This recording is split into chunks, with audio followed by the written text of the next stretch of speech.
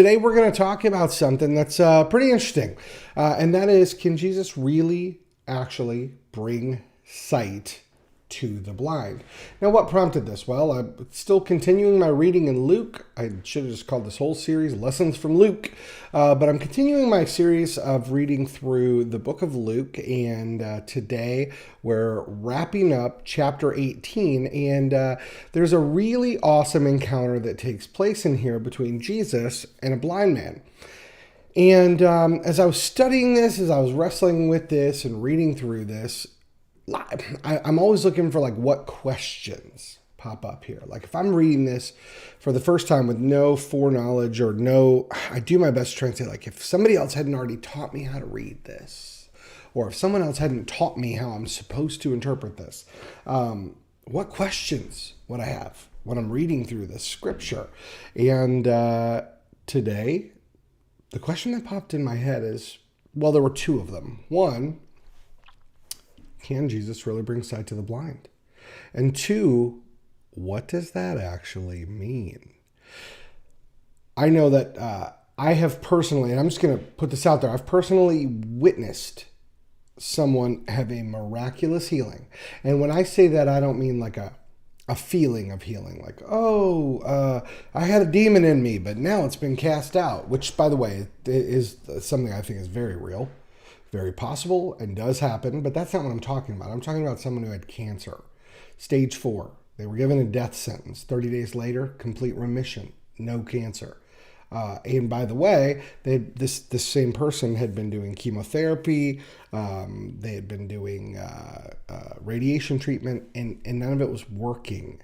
And so the doctor was just like, "Hey, we're done. There's nothing else we can do here." And 30 days later, this person was completely healed of cancer. So I'm going to just tell you, I'm going to go on the record saying it happens, it's real, and I believe that God does miracles. But that is not what we're going to talk about today. By the way, if you want to know more about what I was just talking about, I'm going to share with you a link on the screen. Boom. If you want to grab a copy of that book, my book, it's actually number 4 right now. So excited this morning. I opened it up on Amazon. It's number 4 in church growth on Amazon Kindle, and number 121 in Christian theology, which is a shocker to me because, I wrote it hoping it would help people, but I didn't realize it would make that big of an impact. So if you're interested, you can go to rockstarexpo.com/now-I-see. But today, let's talk about, does Jesus really bring sight to the blind? And as we look through this little section of Luke, as we wrap up Luke chapter 18, what we're going to wrestle with is a couple things. What does it mean in the miraculous physical sense? But is there more to the story that can apply to us now, today? Because Jesus often, not often, but there are a couple times where Jesus just kind of rebukes people for always wanting a sign. He's like, look, you guys just want a sign. You want to see something magic to believe, but I'm telling you right now, you need to believe. You don't need to base your decision to believe on whether or not you get the magic that you want. Which, is it wrong that as I was thinking of that, the movie Pitch Perfect popped in my head with Benji singing, "I've got the magic in me"? It's probably not wrong, but it's awesome. Anyways, Jesus, called people out a couple times. He's like, look, you guys want to see a sign. He's like, red sky morning, sailor's warning, red sky at night, sailor's delight. He's like, you guys, you recognize all these signs, but you don't see what's right in front of you. So we're going to read through this part of Luke, and then I'm just going to break it down piece by piece. It's not a very long read, but I think a very valuable one. As always, I want to point out my goal is not to change your mind, make you think like me, although we all believe that we're right? That's why we think what we do. But I'm on a journey to try and draw closer to Jesus and really get a better understanding of text and context in the day and age, and look at how it applies to our lives here in modern day, in the 21st century, 20th century, whatever we're in, 2021, this year. So, That's the mission that I'm on. So my goal is to create some conversation, to get you to start asking questions about God and Jesus and who he is, because he called those of us who follow him to make disciples. A disciple's a learner. So my goal is to encourage you to want to learn more about Jesus. The best way to do it, look in the Gospels. Matthew and John first, but Matthew, Mark, Luke, and John are those Gospels. That takes you right to Jesus' own words, helps you get to know him a little bit better. So my goal is to create some conversation without condemnation by getting you in the book. And but I would love it if you do have questions that you ask and throw them out there. If I don't have the answer, I'll wrestle through them with you. If you're watching this live, please say hi in the comments. And I just want to say now, hi back, and thank you so much for tuning in. Without any more wait, let's dig in. Let's dig in to try and wrestle with the question, can Jesus really bring sight to the blind? And what does this really mean? All right, here we go. I'm reading from the Message because it's awesome. And this is Luke chapter 18, and we're reading verses 31 through 43. So here we go. Then Jesus took the 12 off to the side and said, listen carefully. We're on our way up to Jerusalem. Everything written in the prophets about the Son of Man will take place. Jesus being Son of Man, by the way, in this phrase. He will be handed over to the Romans, jeered at, ridiculed, and spit on. Then, after giving him the third degree, they'll kill him. In 3 days, he will rise alive. It says, but they didn't get it. Could make neither head nor tails of what he was talking about. It's interesting. We see that little break right there that comes after Jesus talking to the rich man who's, wanting to go like, how do I get eternal life stuff? But then we get this little break where Jesus is talking to his closest followers and he's letting them know, hey, things are about to get really ugly for me. And they couldn't get it, which means realistically, they weren't expecting the prophecies from Tanakh, what Christians call the Old Testament, to be true. They weren't thinking of it in that respect. They were only focusing on the good part of the Messiah being here. And that's going to play into what we're going to talk about in a moment. So verse 35, he came to the outskirts of Jericho. A blind man was sitting beside the road, asking for handouts. When he heard the rustle of the crowd, he asked what was going on. They told him, Jesus, the Nazarene, is going by. He yelled, Jesus, Son of David, mercy, have mercy on me. Those ahead of Jesus told the man to shut up, but he only yelled the louder, Son of David, mercy, have mercy on me. Jesus stopped and ordered him to be brought over. When he had come near, Jesus asked, what do you want from me? He said, Master, I want to see again. Jesus said, go ahead, see again. Your faith has saved and healed you. The healing was instant. He looked up, seeing, and then followed Jesus, glorifying God. Everyone in the street joined in, shouting praise to God. Wow. That's a pretty awesome story, isn't it? I mean, a guy is blind, cries out saying, I want to see. And Jesus goes, okay, then see. Your faith made you well. The end. That is an awesome story. And what was really cool is it said the healing was instant. Now, I believe that what we're reading here is not hyperbole, not a metaphor, not a story to tell a deeper lesson metaphorically or for today. I don't believe that story was written for 21 so that we would go, oh, faith healing's real. Now tell people if they have enough faith, they get healed. If they don't, they won't. I don't think that's what we're supposed to learn here. But let's wrestle with this. What questions are we supposed to be asking from what we read in the text? Well, let me share my screen and I'm going to go through it and I'm going to throw the questions out that hit me. First, then Jesus took the 12 off to the side.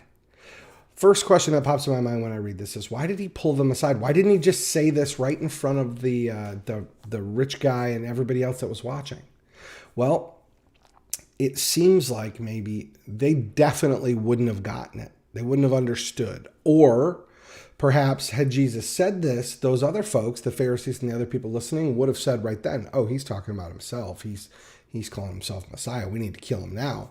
And Jesus had work to do still. So maybe that's why. We don't know. But it does pose the question, why did he only choose to say this to the 12 when they didn't get it either? He spells it out. What's going to happen? Son of Man's going to have this happen. Now, mind you, prior to this, I believe earlier is when we saw Jesus was walking with his squad and they were popping the heads off of the wheat and eating it, and they got yelled at by these religious leaders, and Jesus was like, look, Son of Man's Lord over the Sabbath too. So he referred to himself as that then. And as we read this, it's almost like you want to say to his disciples, hey, were you guys paying attention at that other part? The whole Son of Man is Lord over the Sabbath part. Were you paying attention? I think that came before this because we've wrestled with it before, but I'm not sure if we wrestled with it in one of the other Gospels. Like my friend Kara says, I know the roads, but I don't always know the street signs to know which thing came first chronologically. Plus, Luke puts things together in a different order since he got it, secondhand information, third-hand information through Paul. So anyways, talks about he came to the outskirts of Jericho. A blind man was sitting beside the road. I don't know why I keep saying beside. I know how to read. For Pete's sake, I'm 46. He came to the outskirts of Jericho. A blind man was sitting beside the road asking for handouts. When he heard the rustling crowd, he asked what's going on. So I want to pause here real quick. One thing is I can't believe this is the only time he's heard people walking by. But in this moment, I wonder, what was different that caused the man to stop and go, hey, what's going on? Instead of going, hey, there's a bunch of you. Can I have some money? I'm blind and I can't work. But cool thing is, somebody answered him. They didn't look down on him. They didn't, look on him with disgust, which is great because oftentimes we see that was the behavior when somebody was had a chronic illness, a skin disease. If they were blind, they would often, some people would take pity on them, but many people just looked down on them because they believed that that illness came as a result of sin or things like that, generational curses. So it's cool that somebody was like, hey, Jesus the Nazarene's going by, man. But I love this guy's response. Verse 38, he yells, Jesus, Son of David, have mercy on me. Now, if this blind man had never encountered Jesus before, he'd obviously heard of him, right? Because, he got excited when he heard he was coming by, and he yells, have mercy on me. Now, what does that mean? What does he mean, have mercy on me? I want to wrestle with this really quick. What did he mean when he said, have mercy on me? When we think about this man and his encounter with Jesus, he doesn't just first scream, Jesus, give me back my eyesight. What if somebody were begging, they'd say, have mercy on me, right? Have mercy, right? And what were they doing? Can you just please give me something to help me get through life? Can you just give me some money, some food, something? Have mercy on me. And I love that this man, hearing about Jesus and the miracles he's done, hearing about him teaching about love and taking care of people. I don't know how much of Jesus' story this guy heard, but what I love is that as Jesus came by, as he heard Jesus was coming, he yells, Jesus, Son of David, have mercy on me. To say have mercy on me, to yell that out, there are a couple things, right? Why wasn't he embarrassed to just scream it out, right? Now, this Jesus, there's talk along the whole area of how he, could he be the Messiah? There was also talk about, could he be a heretic, right? The Pharisees and religious leaders hated Jesus. That he was taking attention from them and he was calling them out for their hypocrisy. And so this man screaming out, recognizing Jesus on that level, Jesus, Son of David, that's the Messiah, that's the prophecy, the lineage. And he's shouting it out in public, acknowledging in front of the whole world, people who follow Jesus and people who thought, man, if you want to follow this guy, you are going to hell. And this guy, he didn't care. And maybe it's because he thought he had nothing to lose. I mean, he was already blind on the side of the road begging. That's the only way he could survive was begging people. And he says, have mercy on me. Those ahead of Jesus in this part, verse 39, those ahead of Jesus told the man to shut up. But he only yelled all the louder, Son of David, have mercy on me. I got to think back then, why would you yell to tell a guy who's starving and can't work and living on the side of the road, begging for scraps.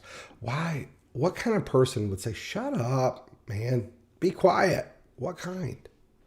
What kind of person would stop a person from crying out to Jesus? Who would do that? That's a question that pops in my head when I get to verse 39. Like, what? Here's a crowd of people walking with Jesus. Like, what does that say about them and how little they know about what Jesus was teaching if they're saying to a guy who's in a place of need, shut up? And it also makes me wonder, how many times in my life have I done the same thing? How many times have we, as people who say, I'm walking with Jesus, when somebody, who maybe their life doesn't look like what we think a Christian life should look like, or maybe they've made some mistakes, or maybe they're in a bad way, and they start talking about God, and we're like, be quiet. Don't listen to this guy. He doesn't know anything. He just now started following Jesus. How many times do we go on social media and try and shut someone up because they're crying out to Jesus, or they say something to try and draw closer to God, but it just doesn't fit the way we think it should be, so we shut them up, or we at least try. That's what made me wrestle with those questions today. But I love this, that it says, this is so great. It says, but he only yelled all the louder, Son of David, have mercy on me. What can we learn from this guy right there? In verse 39, okay, the people ahead of Jesus told the guy to shut up. These people walking with Jesus, but they're walking ahead of Jesus. That part too, I'm going to pause and share something here. So there's an old saying for people, the Talmudim, the followers of a rabbi. There's a saying, may you be covered in the dust of your rabbi. Because what that meant was, and Jesus being was a rabbi, okay, like a teacher of God's word. So what that meant was, like, out of respect, you walked behind your rabbi. When you were following your rabbi, you would walk behind them. You would listen. You would try and learn from them. But being desert people out there, right, the way the lands were, there would be dust, and you would get covered in it, right? If you were covered in the dust of your rabbi, it meant you were walking behind him and you were walking close to him. It's interesting because this story, okay, as it gets going, it says, he came to the outskirts of Jericho. A man was sitting beside the road. When he heard the rustling of the crowd, he asked what was going on. And then they told him, Jesus the Nazarene is going by. He yells it out, and it says, those ahead of Jesus told the man to shut up. So what that means is there was a crowd walking in front of Jesus. They were trying to hurry up and get there first. Why would they try and get where Jesus was going first? What would be the reason for that? They wanted to get good seats.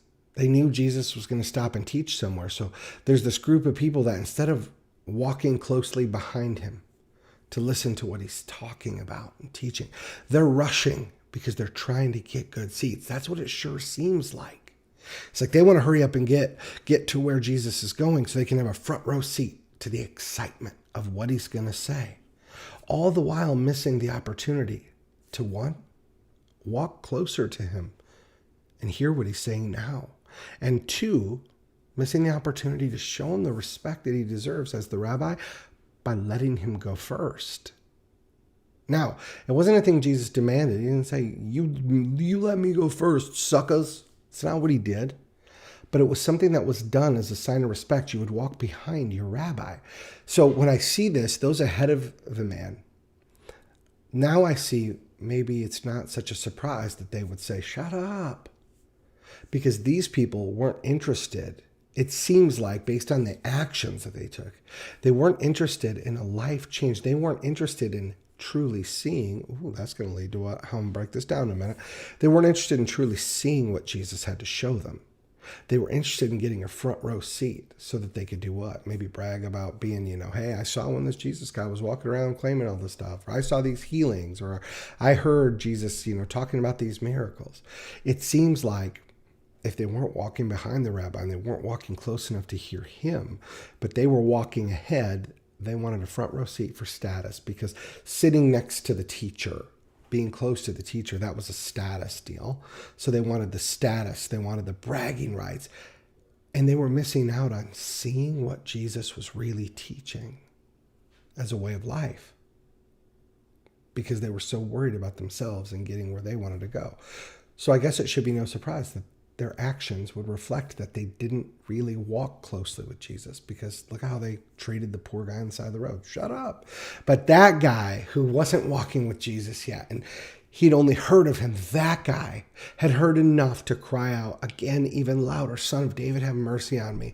And what does Jesus do in response to the one that cries out to him? He says, "Bring him here." He says, "Bring him here."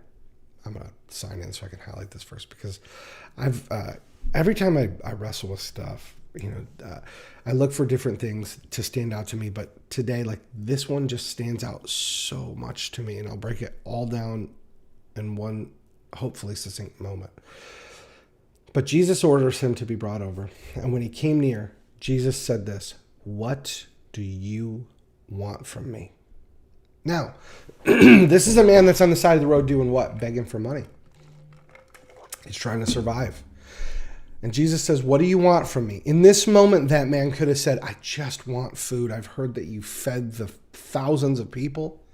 I've heard that you've done that. I just want food. Can you feed me? Can you feed me, Jesus?" But instead, this man seems to have recognized Jesus for who he is, because he says what? His exact words to Jesus are, "Master, I want to see again. I want to see again." That's what this guy says to Jesus. And how does Jesus respond to that? He says, "Go ahead and see again. Your faith has saved and healed you. The healing was instant. He looked up, seeing. Then he followed Jesus, glorifying God. And what does it say next? Everyone in the street joined in. Now, a couple things take place in this, and I want to break them down in piece by piece, because I think this is pretty stinking awesome. So I'm going to highlight a couple of these things, because I think they each stand out to me in separate ways. They may not to you, and if they don't, that's okay. But to me, these things stand out, and I want to highlight them for you and then talk through each of them. All right. Boom, boom, and bam. Okay. First, let's back up to this. After the guy's yelling, "Have mercy on me," guy says, "Shut up." He screams even louder. Jesus listened to his cry. So verse 40 says, Jesus stopped and ordered him to be brought over. When he came near, Jesus said, "What do you want from me?" I want to acknowledge a couple things that took place here. One, when this man cried out to Jesus, Jesus didn't ignore him. How does that apply today in 2021, friends, when we cry out to Jesus? He does not ignore you and I. What I'm seeing in this, what I'm grasping from this study this morning, is that if we will humble ourselves to not be embarrassed in front of the world, to say, "I need Jesus in my life right now. I need to have an encounter with him." That's what this man did in front of people who were faking it, in front of people who were sincere, probably in front of people that didn't believe at all, but just wanted to see if there was going to be a dumpster fire of trouble with the Pharisees. In front of the world, this man yelled all the louder, "Have mercy on me, Jesus." So I think lesson number one that I take away from this is when we cry out to Jesus, when we humble ourselves to the point that we will cry out to him, in spite of risk of embarrassment, in spite of risk of humiliation, in spite of risk of other people saying, "Shut up." When we're willing to cry out to him, he will listen. He will have an encounter with you and I. And that is so beautiful. But the beauty of this story does not stop there. Not only does Jesus listen and answer and have an encounter with us, if we cry out to him, he's going to say, "What do you want from me? What are you looking for?"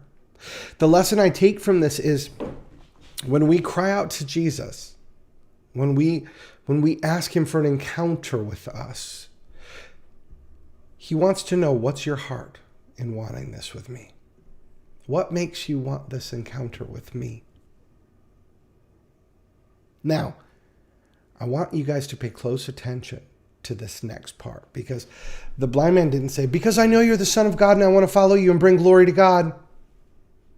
He didn't say, because I know living the way that you taught is the right way and being a Christian is the way to live life. He didn't say, because I'm Jewish and being Jewish is good. He didn't say, because God told me to cry out to you and then I'm going to be doing it right. He didn't say any of that. As a matter of fact, his answer was actually a selfish one. And that's okay in this moment. Let me show you. Jesus said, what do you want from me? And he said, Master, I want to see again. Wait, what? I thought when we were supposed to go to Jesus, it was supposed to be just in worship, right? We're supposed to... No. Jesus wants us to come to him. See, until we come to him, until we actually take the risk of trusting him and saying, listen, I want to take a risk on you. I want you to take a risk on me, Jesus. I want to know you. I want to trust you. I want to have an encounter with you. Until we do that, until we then make the decision to follow him, we don't have God's Holy Spirit coming into us anyway. So how could this man really, truly have a heart for God and one that's really, truly aligned for God's purpose in the way it's supposed to be if he hadn't even had this encounter with Jesus yet? So the crazy thing is, it's like oftentimes we say to people, I have heard so many people in the church, and I know I've been guilty of this too, saying, everyone's an atheist until they're about to die. Or everyone's an atheist until they got a hangover. Oh God, just take away this vomiting and then I'll never drink again. Oh God. Or when we've got a sick child in the hospital. Or we've got a family member who's about to die. And then we say, God, if you just do this, I'll believe in you. See, this man didn't put a condition on believing in Jesus. First, he took the risk of saying, I'm going to believe who you say you are. Jesus, Son of David. He was taking the risk to say, I'm going to choose to believe you're the Messiah that is prophesied to come forth. And when Jesus said, what do you want from me? He was honest. And that's the other thing that I'm taking away from this, friends. Oftentimes we talk about why do you follow Jesus? Because I just want to bring glory to God. I think that there's truth in that, as long as we don't put the word just before it.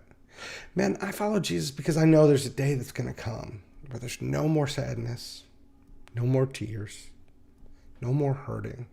But I also follow him because I actually want to make a difference in the lives of others. And I think introducing them to Jesus will. But here's the honest part. That is not just a selfless statement. It feels good to me when I know that I've helped someone. And I think that Jesus showed the way to help people. So I want to follow him because I want that feeling of knowing that I've been part of something so much bigger than what I could do on my own. And I want to be part of something that makes a ripple in eternity. I want that feeling. And that could sound selfish because it's an I want. And it is a little bit, if I'm honest. But what I love about this is, in spite of the fact that we have selfish nature, Jesus, when he asks this guy, what do you want? The guy says, I want to see again. And Jesus says, okay, your faith healed you. So let's break these couple things down. Number one, I want to see again. How can we apply that now? Maybe you've been searching. Maybe you've been wondering, is God real? Is Jesus real? Is any of this real? Is there something bigger than this life? When I'm dead, do my cells just decompose and decompose and decompose and then go back to the earth? And it's a circle of life like the Lion King, and I go in the dirt and something eats me. And then maybe you think, do I get reincarnated? Maybe you think, do the lights just go off and none of it matters? I don't know what you think, my friend. I know that in my lifetime, I've run the gamut of all of those thoughts and wondered all of those things too. But here's the crazy thing. This guy didn't just say, I want to see. It says, I want to see again, which means he saw before. Now, he was likely just talking about his physical eyesight because he was blind and needed to work. And instead of asking for food, at least he grasped the fact, if I could see, I could work. If I could work, I could feed myself forever. Then I could get off this corner and I could stop begging other people to take care of me because I'm no longer useless, but I'm a contributor to this world. And then people will have respect for me, instead of looking down upon me as a lowly beggar in the dirt asking for help all the time. That's likely where that man was going. But what can we learn from that today? Maybe your eyes work perfectly. Mine obviously aren't perfect. If you saw the thickness of these bad dogs, I could see good from a distance, but not up close. But how many of us right now, if we're being honest with ourselves, are struggling with spiritual blindness? How many of us have humbled ourselves enough to say, I just want to see Jesus. I just want to see you. I just want to see you, God. And you might not say the word again because you might go, well, I never saw before. But can I challenge you to be willing to take a risk on your thinking? In the scriptures, in Tanakh, the Old Testament, in the Pentateuch, the first 5 books, in the book of Genesis, it talks about in the beginning, God created men and women in his image. So actually at the beginning, we were made in the image of God, which means there's something in there. God planted a seed to know him. It says he knew us before we were formed, which means we saw him before. He saw us before. He knew who we were. Our spirit, our soul was made for an encounter with God before it ever got put into this flesh. In 2021, when I look at this, can Jesus really bring sight to the blind? Can he really? I think physically, yes, he can. Like he brought healing to my friend with stage 4 cancer. In 30 days, he went from a death sentence to healed after stopping all the chemo and radiation. That's a beautiful story. I've heard stories that I haven't seen personally of people encountering things like this, people whose eyesight was restored, and that's a beautiful story. On a practical level, that isn't, we're not all physically blind, though. So does that mean, the story's not for me? No. See, if our souls were wired to see God from the beginning, then maybe we need to cry out also, Jesus, Son of David, have mercy on me. And when he says to you, what do you want? Maybe you can hear that question in your soul. Why are you looking for God? What do you want? What is it really? Maybe it's the enemy trying to make you feel ridiculous. Maybe it's the minions of Lucifer, the fallen one. Maybe it's his little minions whispering in your ear, you only want to know God because you want stuff. You want him because you think he's a vending machine. You're selfish. You suck. God doesn't want you. Maybe that's what you're hearing. Or maybe you're hearing the whispering of God's Spirit going, what is it that you want? Just tell me what you want. And I think a lesson that we can learn from this blind guy is, I want to see again. I want to see again. Even if I don't remember what it was like to see you, God. Even if I don't even know what that's like. If my soul's tied to yours, to your spirit, let me see again. And one thing that's so beautiful that I learned from this story in Luke is that when the blind man said, I want to see again, Jesus said, go ahead, see again. It's almost like he was saying to him, you have the choice to see again. Why do I say that? Because he said, your faith has saved you and healed you. It says the healing was instant. He looked up and what could he do? What does this say he did, friends? Seeing. This man said, I want to see. And Jesus said, then choose to see. And so he did. Then he followed Jesus, glorifying God. And as a result, what happened? Everyone in the street joined in. Now remember what we read about earlier in the story. There were people walking ahead of Jesus that were telling the guy to shut up. So they were part of everybody. They had one outlook just moments before. But one dude, one blind guy, begging. If we saw him today, that would be the guy at the end of that off-ramp, that overpass, that's missing a leg, that wants to walk again, or that's in a wheelchair, or he's blind, or whatever. That would be like that person going, God, I just want my legs to work. And all of a sudden they do. Like, what? But this is what's so fascinating to me. This is what I love when he says, here's what I want, Jesus. Jesus says, well, then choose it. You want to see again? He says, go ahead, see again. And then he says to the guy, your faith healed you. What could that mean for you and I right now? You not having an encounter with God? Are you missing that experience of God in your life? Are you wondering where God is and why you feel like he's so distant from you? Cry out to him. Cry out to Jesus. In the immortal words of the song by Third Day. Cry out to Jesus. Cry out to him. Say, Jesus, Son of David, have mercy on me. I want to see. I want to see. And I'll bet you his response to you and I again when we say that is this. Go ahead and see. See, with the blind beggar on the side of the road, seeing was a choice of putting his faith in Jesus. Jesus said, your faith saved you and healed you. Notice he didn't just say your faith healed you. He said your faith saved you and healed you. He's saying if you want to be in, you want to be with me, just choose it. Choose it and you'll see what you're supposed to see. Friends, if we choose Jesus, if we say, I want to see, I'm going to choose, we will see. Because then we'll start to look for God in those moments where we didn't even give him a thought, or maybe thought he wasn't around. See, if we follow the lesson of this blind man on the side of the road and we cry out to Jesus, we can choose to see him as being who he said he was, just like this guy did. See, a lot of people think that faith just happens, right? There's a perspective that faith happens because people are weak-minded and they need a crutch.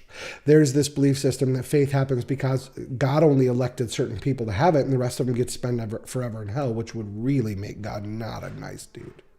That would make God not in any way, shape, or form just or glorious. That would make him a jerk. So that's not the God we worship, obviously, because all good things come from God. He could do no bad things. This blind man chose to put his faith in Jesus being who he said he was. And because he chose to put his faith there, he was able to see Jesus for who he was. See, his choice to believe it came before his ability to see it. Let me say it again. This blind man on the side of the road begging, his choice to believe Jesus is who he said he was, came before his ability to actually see him. He chose to put faith in him, Jesus, Son of David. Hey, Messiah, have mercy on me. Jesus says, what do you want? He says, I want to see. He said, then see. If you and I choose to believe, if we choose to believe, he'll let us see. If we choose to believe, he will let us see. And what's even better is the story does not end with the blind guy having sight. The story acknowledges that he did. But the best part of this is once he said, I want to see, and Jesus said, then see. As soon as he could see, what did he do? He decided to follow Jesus. He didn't just take it like a vending machine and go, woohoo, on with my life. He chose to follow Jesus and glorify God. And the result was everyone in the street joined in, shouting praise to God. Let me wrap this up in one complete thing. Friends, a blind man on the side of the road made the choice to put his faith in Jesus before he could see. Because he chose to believe, he was able to see Jesus for who he was. And because of his changed life, everyone around him joined in. He chose to believe in Christ. He was then able to see the truth for what it was and for who he was. And by seeing that truth, he then chose to follow him. And everyone joined in. What difference could your choice to believe in Jesus make in the lives of other people around you? Friends, cry out to him. Ask him to help you see. And when he does, don't take it for granted. Choose to follow him and make a ripple in the world with your faith. Your faith doesn't end with you and your relationship with Jesus. You are called to be part of changing this world, to bring it back to the Eden that was intended. Now, we know we can't do it all. We know that. But we can bring a little bit of heaven on earth if we would just take a lesson from this blind man. Because, yeah, Jesus really brings sight to the blind. He helps people like you and I see through the darkness and see the glory of God's light in this world. And that is a beautiful lesson to learn. Thanks for watching. Hey, want to do something else cool? Look over here. Not at the microphone setup so that I can give you guys better sound, but at this stuff. If you want to text the word church to 833-981-0002, we will text you when we're having our informational meeting about house church that's kicking off after the first of the year. Going to have short 5 to 15 minute teachings that'll be online, little question guides like to get you to wrestle with the text. And this whole house church idea is designed for you to do what we're going to do, which is invite friends and family over, break bread, share a meal, and wrestle with the scriptures. That's it. We want to break the big down to the small, create a safe place for people to have those conversations without feeling like they're a weirdo for having them. So I would like to encourage you to pray. Pray about whether or not you should open your home to doing something like this. It's not going to cost you anything. It is 100% free. It's something that my wife and I are doing because we feel like we are disciples called to make disciples. We are imperfect people in an imperfect world trying to follow a perfect God, and we want to invite others on the journey with us. Would you please pray about joining this journey? That's it. Text church to 833-981-0002. Standard messaging and data rates apply from your carrier. If you don't have unlimited texting, that means you're taking messages out of your message allotment. Gotta give you that disclaimer because telephone consumer protection access. So thanks again for tuning in. I love you guys. I appreciate you so much. I'm so grateful for every one of you. Also, can I just take one more moment to share with you something?